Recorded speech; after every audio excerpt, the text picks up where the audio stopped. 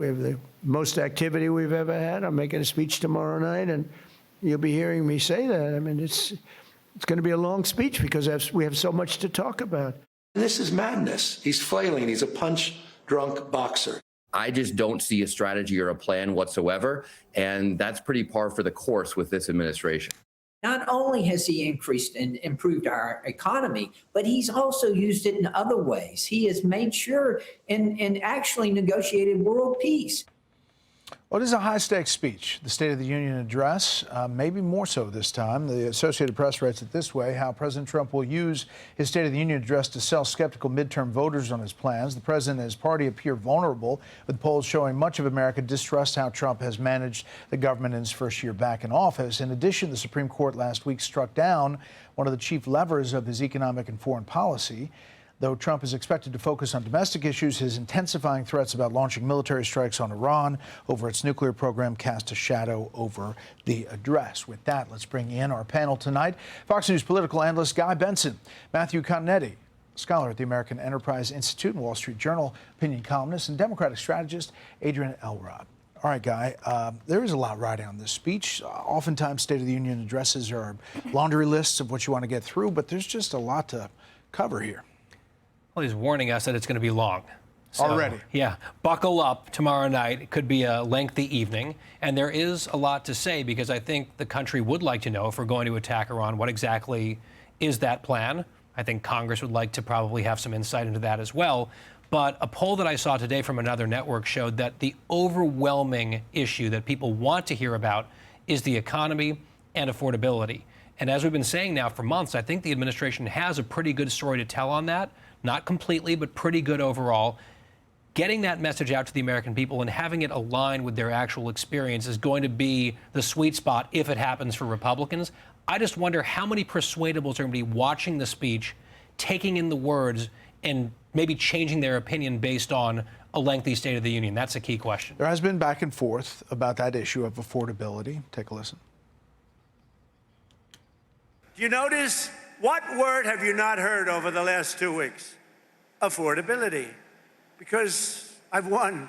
I've won affordability. If he thinks he has won affordability and the American people aren't struggling, bring that on. Campaign in each of those states and say it, because it's not the reality. I think that he should rightly note areas where we've seen big improvements, while also addressing the fact that affordability is still a huge issue for many people across the country. We say it all the time, Adrian, how people feel about the economy. Democrats are not feeling this speech. A lot of them are going to skip this speech. We have a long list of planned absences that are going to go to what they're calling the People's State of the Union, another event on the National Mall. Good idea or not? Yeah, Brett, but look, here's the bottom line. My view on this is, regardless if you are a Democrat or Republican, if you are the opposition party that is watching, you're a member of Congress from the opposition party that is watching the State of the Union in the hall, be respectful.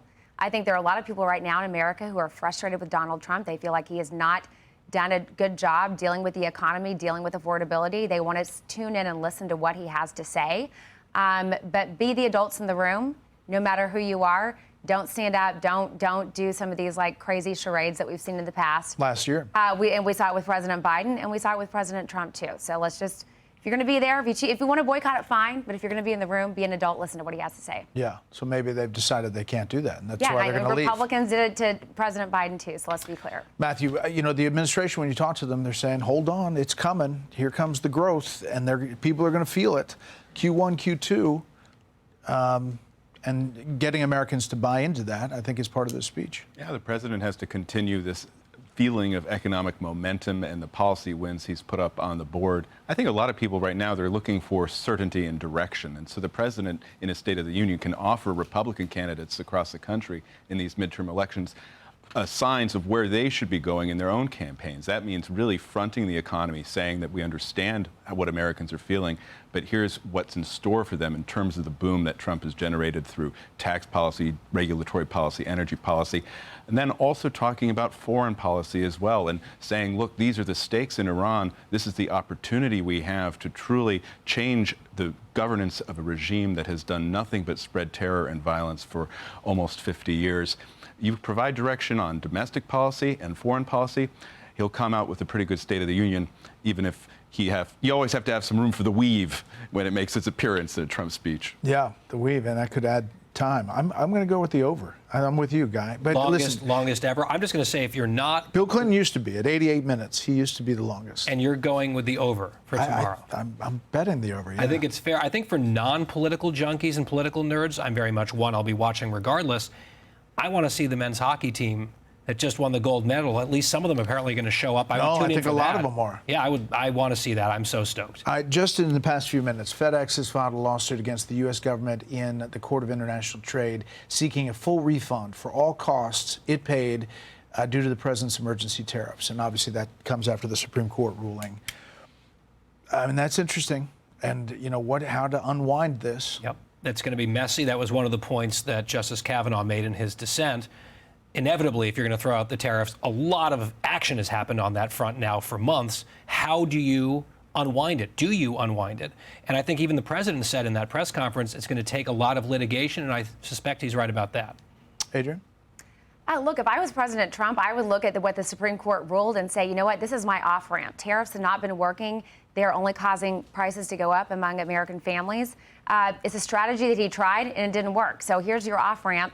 Abandon your tariff strategy, go forward. It allows you to refocus on the economy and try to actually implement policies that drive prices down as opposed to drive prices up. But Matthew's got another way to do it. It's in statute. He's going to do it, and he's already done the global 15% tariff as well. That's right. He has other authorities he used under the first term that survived a legal challenge. But I also think this is an opportunity for President Trump to talk to Congress and say, look, this is what I'm trying to achieve with tariffs.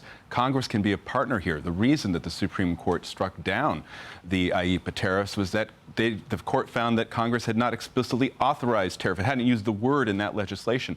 This is a chance for Congress to step up as well as the president. Meantime, in Mexico, this is a chaotic situation. Take a listen.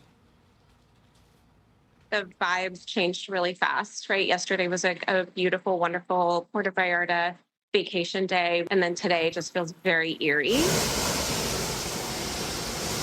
Apparently a car bomb went off right near our condo, and then everybody started running off the streets and saying, "Get in your condo." It was surreal because we're going to the airport and we're dodging burned out cars in the middle of the street.